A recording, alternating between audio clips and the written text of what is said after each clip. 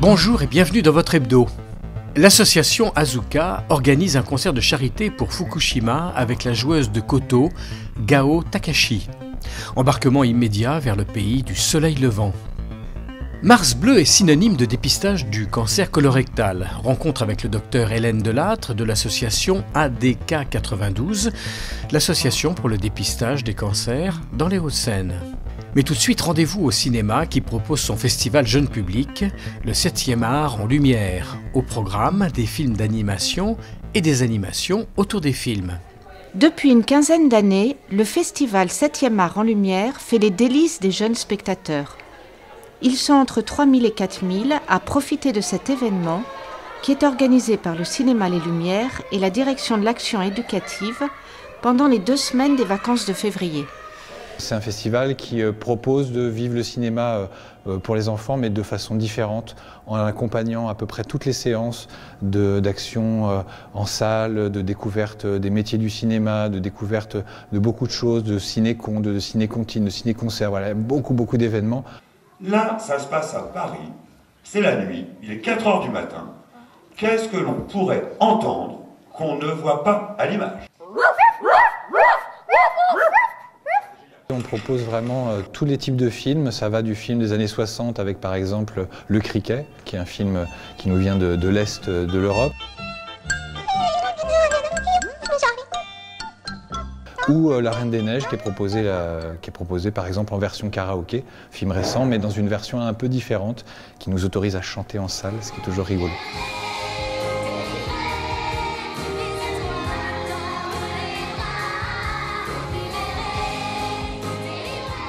Pendant 2 semaines, c'est 26 séances sur les 2 semaines, réparties donc pendant toutes les vacances de février, vacances d'hiver.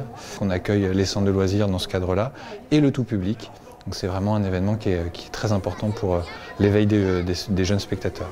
Donc sur cette 2e semaine de programmation, il y a 2 événements absolument indispensables à voir. Le premier, c'est un ciné-concert autour du réalisateur Charlie Bowers.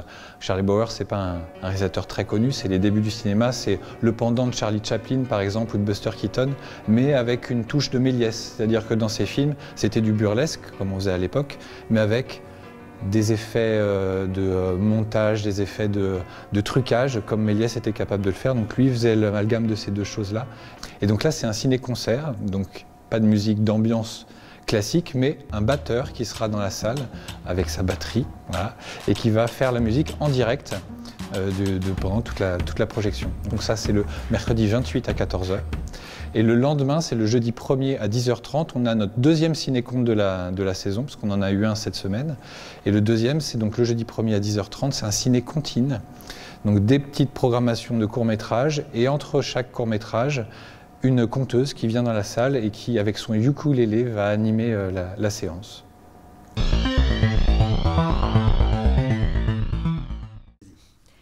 Le samedi 3 mars, l'association Asuka propose un concert de charité pour les victimes de Fukushima. S'y produira notamment la musicienne Gao Takahashi et un étonnant instrument dont le son nous transporte immédiatement au pays du soleil levant, le koto.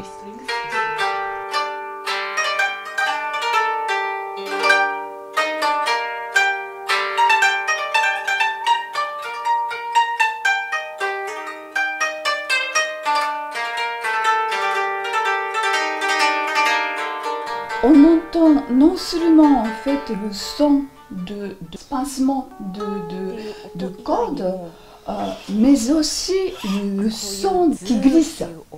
Ça, c'est vraiment une particularité de koto. Et puis, il y a 13 cordes et la main gauche peut fixer le corde. こういう引き色を使ったりだとか、そうですね、月色ちょっとついたりとか、色をつけるのにも使います。Fille d'une joueuse et professeure de koto, Gao joue depuis l'âge de 5 ans. Durant cette année d'études, notamment au conservatoire, elle apprend à jouer le koto de manière classique.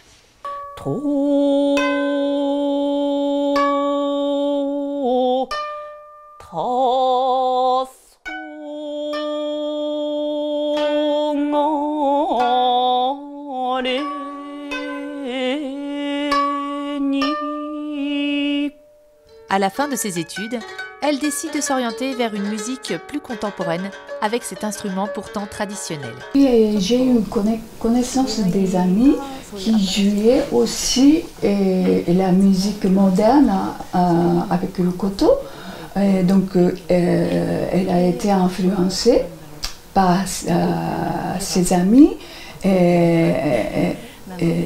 En plus, c'est comme ça qu'elle est arrivée en fait jouer aussi des morceaux de musique moderne.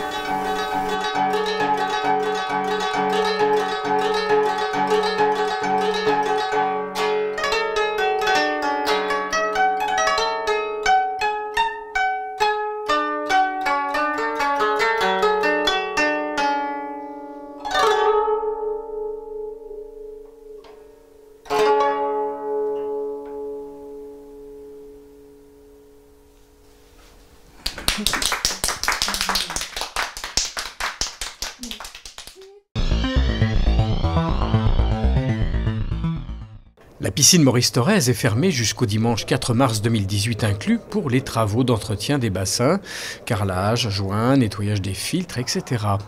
La vidange totale des bassins est une obligation qui a lieu 2 fois par an. Réouverture le 5 mars. Mardi 27 février à 16h30, la médiathèque des Fontenelles, le centre social Parc-en-Ciel et Ludoparc se mettent en 4 pour vous proposer 2 après-midi de jeux de société. Des moments de rencontres ludiques pour toutes et tous, petits et grands, entre amis ou en famille, dans la joie, la bonne humeur et le plaisir de jouer.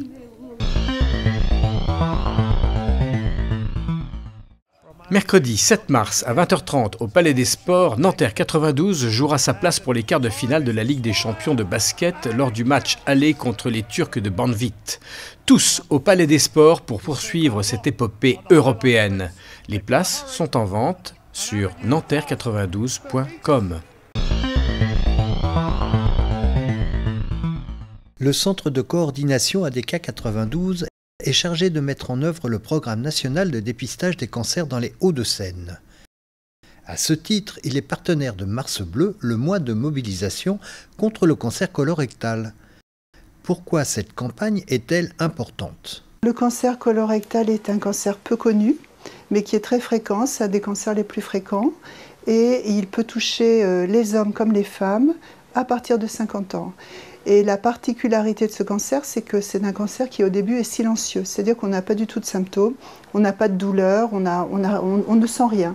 Et le seul moyen de le détecter, en fait, c'est de faire un test de dépistage.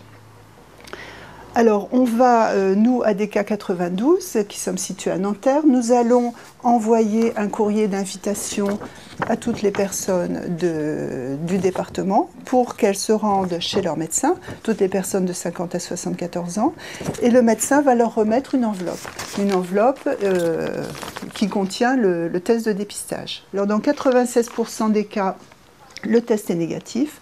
Dans 4% des cas, il est positif, c'est-à-dire qu'il y a du sang dans les selles. Et l'examen indiqué après par le médecin, c'est de faire une coloscopie pour déterminer l'origine de ce sang. Ce n'est pas forcément un cancer, mais il faut trouver en fait la cause du saignement. Ce qui peut être des polypes, hein, c'est des petites excroissances qu'on peut retirer au cours de la coloscopie et on évitera que ces polypes ne se transforment en cancer, ce qui peut arriver dans certains cas. Ou on peut trouver un cancer, et s'il est un stade débutant, les chances de guérison seront meilleures et les traitements moins lourds. Le test est à refaire tous les 2 ans, mais évidemment, s'il y a des symptômes dans l'intervalle des 2 ans, il faut aller voir son médecin.